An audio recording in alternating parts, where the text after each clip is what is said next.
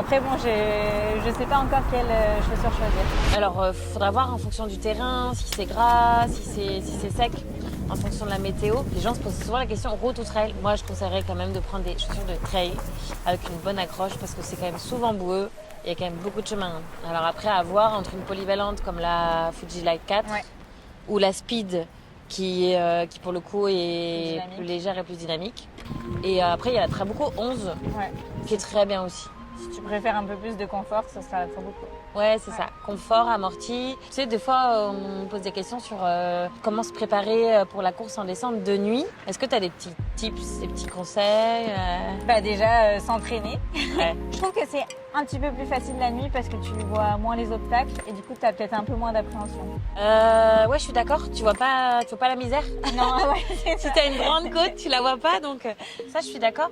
Mais après, je trouve que tu perds beaucoup d'énergie parce que tu dois être hyper vigilant.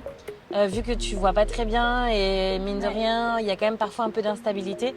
Il faut être hyper vigilant et surtout avoir une bonne frontale. Ouais, c'est sûr. La Ça frontale, peut vraiment ouais. sauver quoi. Parce que les descentes, elles sont pas très dures, elles sont pas très techniques. Mais si tu vois pas, ça peut être compliqué. Donc franchement, un conseil à donner à tous les coureurs aussi, c'est d'avoir une très bonne frontale.